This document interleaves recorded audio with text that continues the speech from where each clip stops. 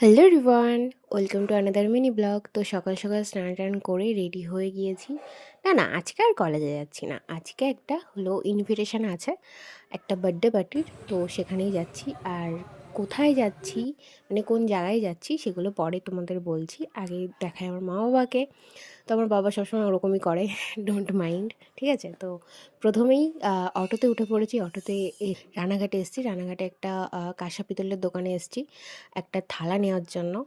তো আহ, রানাঘাট স্টেশনে 1 নম্বর প্ল্যাটফর্মে দাঁড়িয়ে রয়েছি ট্রেনের জন্য।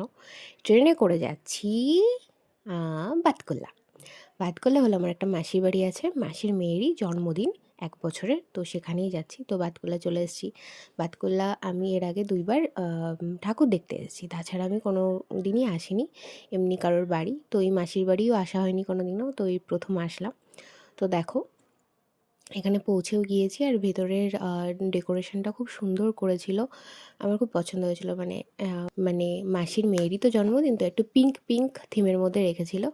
আর ওই যে উনি এখন ছবি তুলতে ব্যস্ত, তাই আর জ্বালাতন করিনি। আর এমনিও খুব খুঁতখুত করছিল, অনেক মানুষকে দেখছিল, চেনে না, তো সেজন্য একটু কান্নাও করছিল। তো প্রথমে কফি আর পকোড়া খেয়ে নিলাম। তারপর মাসিদের ঘরে এসেছিলাম একটু ঘর টর দেখতে, কারণ প্রথম এসেছিলাম। তো তারপরে খেতে বসে গিয়েছি, কারণ আমাদের আবার বাড়ি ফিরতে হবে, থাকবো তো না। তো সেজন্য বাবা মা আমি খেতে বসে গেছি। আর এই যে আমার দাদু মানে মাসির বাবা, তো সে কি বলছে একটু শুনে নাও। একটা ভিডিও করি। লজ্জা করবেন না, ভিডিওর সামনে ভাইরাল করবেন না কিন্তু। তো তারপরে দেখো এখানে প্লেট দিয়ে দিয়েছে। আর মেনু কার্ডটা তোমরা পজ করে দেখে নিতে পারো যদি ইচ্ছা থাকে। তো অনেক কিছুই খাবার দাবার ছিল, তো সেগুলোর ভিডিও করিনি। তারপরে আইসক্রিম নিলাম। আইসক্রিম খেয়ে কিছুক্ষণ বসে তারপরে আবার বাতকুলা স্টেশনে চলে এসেছি। ট্রেনও চলে এসছে। এখন যাব বাড়ি। আর রানাঘাটে পৌঁছে একটু দাঁড়াতে হয়েছিল ওভারব্রিজের উপর। আর রানাঘাটে সেদিন খুবই ভিড় ছিল। মা আর আমি দাঁড়িয়েছিলাম। কার জন্য? মা আর আমি বাবার জন্য দাঁড়িয়ে রয়েছি। আমাদের দরকারি কিছু জিনিস বাবা একটু রানাঘাট থেকে কিনে নিয়ে আসলো। তো বাবা মাঝে মধ্যে এগুলো কিনতে মানে রানাঘাটে আসে।